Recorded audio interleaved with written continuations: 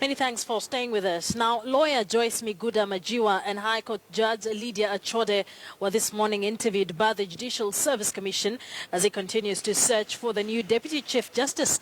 Majiwa is formerly the chairperson of FIDA, and she's a founder member of the Institute for Education and Democracy and one-time vice chairperson of the Law Society of Kenya. Achode was appointed to the High Court in 2011, having previously served as a registrar of the High Court and as a chief court administrator. Here's part of this morning's proceedings. I have an interest in justice. I've alluded to it. I have an interest in justice. I think my track record shows that. There is a way in which you can help justice, help the cause of justice, advance justice if you're a practicing lawyer. But there is a greater and broader aspect in which you can advance justice if you're actually a Deputy Chief Justice, moving on to Chief Justice. So that is my great interest. I want to advance justice in a position where I can actually touch the lives of many and leave an impact of justice, leave an institution that people remember as a just institution. If I was the lucky person to get this, I would have a ground-setting meeting with the Honorable Chief Justice, and if he gives me a carte blanche, as you say, a blank card, I will say, let me develop this institution together with teams that we will put in place.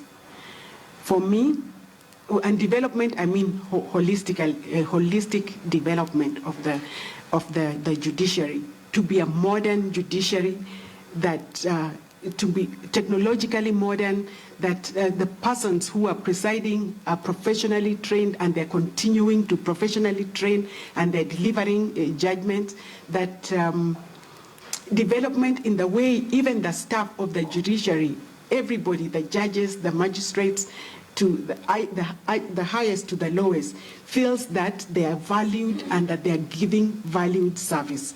Even team for internal clients, the people who are working in the judiciary, the judges and the magistrates, they should have somebody looking after their welfare so that they can do well.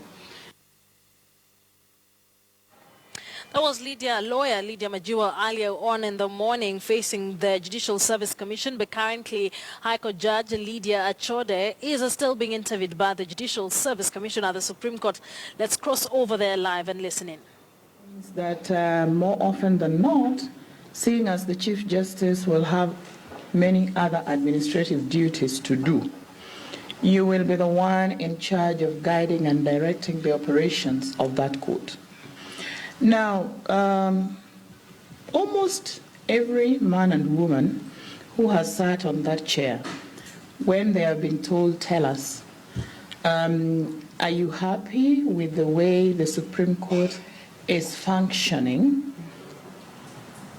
Almost to a man and woman, everybody says there's a problem of collegiality, there's a problem of team spirit, and there are deep rifts in the Supreme Court that need to be healed. What do you have as Lydia Achode, right, that can convince this commission that you have what it takes to create that harmonious Supreme Court that all of us so sorely desire, so that our apex court is a very good reflection of the institution of the judiciary? Thank you, Honorable Commissioner. I think I'm diplomatic by nature. I listen to people deeply, so to find out where somebody is coming from.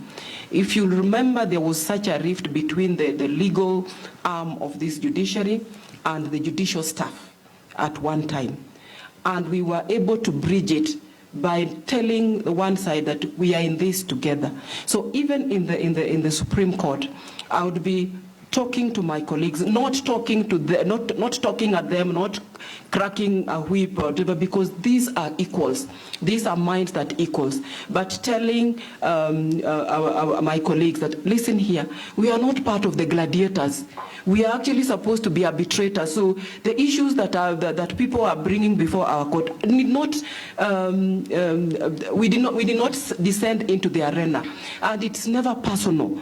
It's about your decision and you go home. Just the same way the members of the bar can come to court and argue so hard about a case, and then they go out to have coffee together and their clients are annoyed because they are together. So it should be the same for us, that I can hold my view, my colleague can hold their view, and if we are not able to convince each other to the other's point of view, we can each write our separate views. But just to tell them that at the end of the day, it is not about us.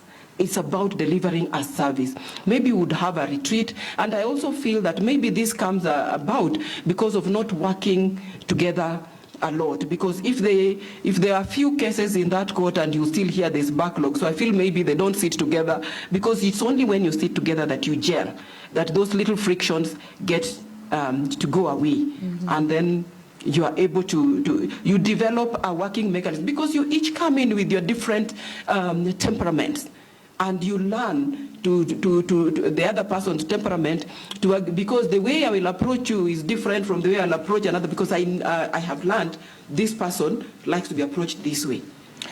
Thank you. And lastly, Judge, structurally we have the superior courts, then we have the subordinate courts, then we have the judicial staff. Experience has shown that there is this. All right, and our reporter, Michelle Ngele, is at the Supreme Court and now joins us for a quick update on some of the questions that these two ladies had to contend with. A very good afternoon to you, Michelle. In the morning, we had lawyer Majiwa, and currently they have Lydia Achode. What, given the kind of questions that they were asked, how did they deal with them, both of them as individuals? Well, I think they dealt with the questions quite well, considering that it is a majority of the lineup for the position of Deputy Chief Justice consists of women. And so in the morning, like you mentioned, we had lawyer Joyce Majiwa being questioned for this position. And remember, this is the second time that she was in this position. Back in 2012, she was among the 5 candidates that were shortlisted for the position of Deputy Chief Justice, among the likes of Kalpana Rawal and Rachel Omamo. And so this is the second time she finds herself in this position. Among the things that she said she would like to do if appointed Deputy Chief Justice is to increase the transparency within the judiciary, to ensure that the judicial communication and information strategy is better suited for Kenyans to understand what's going on in the judiciary on a day-to-day basis. And coming to the afternoon session, of course, we have Lady Justice Lydia Achode. This is among the youngest candidates for the position of Deputy Chief Justice, only having served in the High Court for 5 years, and now she wants to be the deputy of the highest court in the land. Among the things that she wants to see in the judiciary, should she be appointed Chief Justice, is the computerization of the judicial system. She says it's 2016, we're past the time where lawyers and magistrates come to court with suitcases full of files and later have to wait for days to receive the copy of the proceedings of the court cases or hearings that they sit. And so they want to see computerization. So we have judges walking into the courtroom with just a tablet, and all the information is there. And as soon as they leave the court, they leave with all the information of the day's proceedings. But she was also questioned on contemporary issues, say criminal matters mostly, that she was questioned on, more specifically the issue of whether the provision of bail is a violation of the rights of the victims. Because, many times we have purported perpetrators, alleged perpetrators of crime being let free, or let free on bail, which is a constitutional provision. But then many times we also hear of cases of witness interference, or the victims' lives in that case are in danger. And so she says in a case like that, it will be imperative to balance out the rights of both the alleged perpetrator and the rights of the victims. And should she be appointed Deputy Chief Justice, she will ensure that witness protection and the protection of victims of crimes as well is something that is being taken care of by the court system, and definitely an issue that many Kenyans would be interested in seeing there. But just as I wind up, corruption is another thing that Lady Justice Lydia Achode was questioned on. Remember, she is the deputy presiding judge of the recently established Anti-Corruption and Economic Crimes Division of the High Court, and so she does have quite a bit of experience of rooting out corruption in the judiciary, and she says that an imperative step would be to ensure that we have enough courts across the country, so that you don't have to know somebody in a court in Nairobi if you're from Moyale for you to get justice. So these are some of the things that these two ladies have been talking about, and of course, as these interviews come to a close today, tomorrow we will have Lady Justice Martha Koome and Pamela Mikali appearing before the JSC for the same. Okay, sir. Michelle, thank you very much for that. That is our reporter Michelle Ngele joining us from the Supreme Court with details on how the interviews to fill the vacant position of Deputy Chief Justice are ongoing at the Supreme Court before the Judicial Service Commission. Now, let's now move on to the National Assembly, where former Deputy Director General of the National Youth Service, Aiden Harake, this morning faced the Parliamentary Public Accounts Committee over the loss of the 995 million shillings belonging to NYS. Last week, the committee grilled political analyst Mutahi Ngunyi, who acknowledged receiving excess money for NYS, but he has since returned the excess. Here's part of this morning's proceedings at the committee. A recognized university, and I did the course. Okay. So there, I have my degree. Immediately I completed. I took to the Minister of Education, Kenya, to authenticate, and they confirmed. They even wrote to the minister, the ambassador of the US. By then one of the board members by then was Cabinet Secretary for Foreign Affairs, Congolese Rais. Sorry? Congolese Rais. Okay. And they confirmed. They taught for 2 years.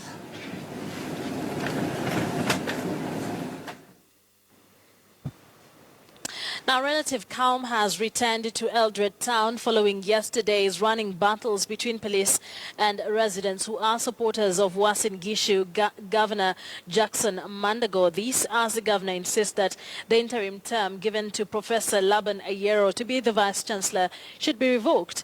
And let's now cross over to Eldoret, where we are bringing you live pictures of how the governor is being welcomed from Nairobi, where he was summoned by the DCI. And let's just listen into what he's saying there. Hatubanduki kwa kusema appointment ya vice chancellors in the Republic of Kenya must be on merit. And the Cabinet Secretary of Education cannot run away from his responsibility of appointing vice chancellors on merit. Saa hii ndio anaanza kuzunguka ati anatengeneza regulation. Where was he? Alikuwa wapi? Sisi tunasimama kusema appointment ya Vice Chancellor ya Moi University must be on merit. Na kila Mkenya ambaye amefanya interview apewe kazi yake kulingana na vile ameperform. Na hatuwezi rudi nyuma kwa hiyo.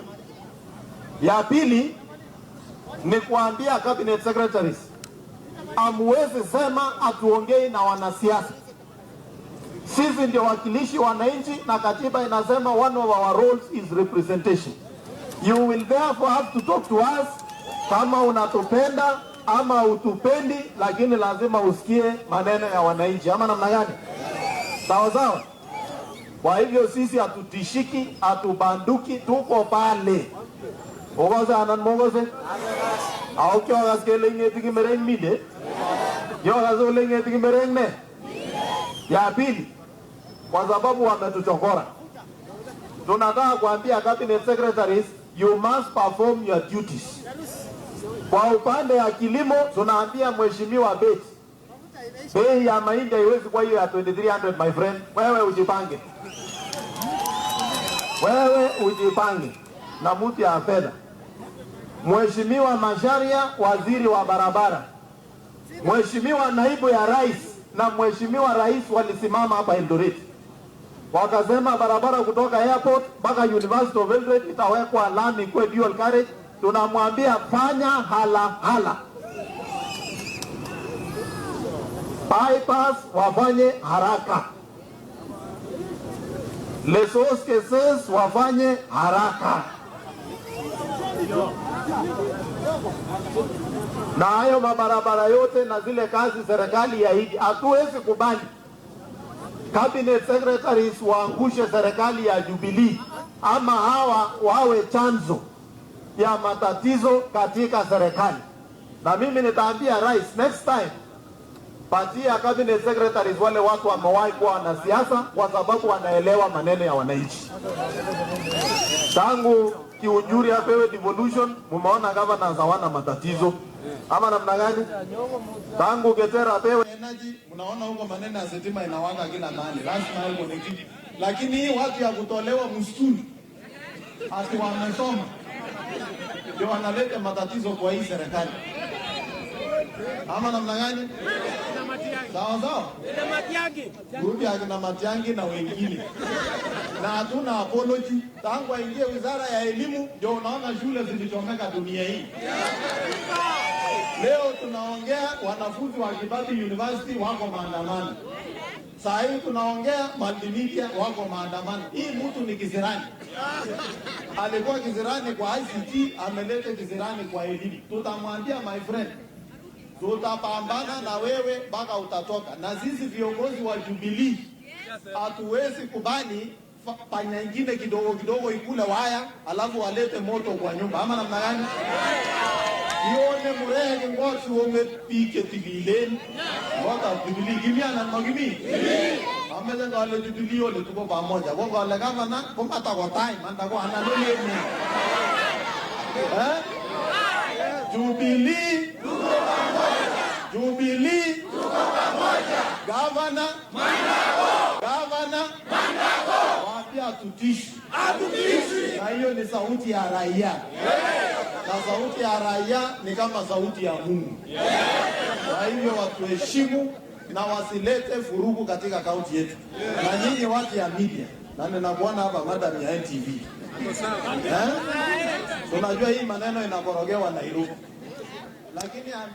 Uasin Gishu County Governor Jackson Mandago addressing those who were present to welcome him from Nairobi after he was summoned by the DCI over remarks he made over the appointment of Laban Ayero as the acting Vice Chancellor for the Moi University. But from there, let's head over to the Orange House here in Nairobi, where ODM party leader Raila Odinga was expected this morning to chair a meeting of the Central Management Committee as he seeks to rein in on leaders who have announced defection from the party. Now, the 7-day ultimatum for 11 MPs, a governor and a deputy governor, to state why action should not be taken against them for defecting elapsed midnight on Monday, setting the stage for today's meeting. Governor Ukur Yatani and MPs Stephen Kariuki, Mustafa Idi, Samuel Arama, Mpuru Aburi, and Kwale women representative Zainabu Chizuga are among those whose removal from the party will be considered.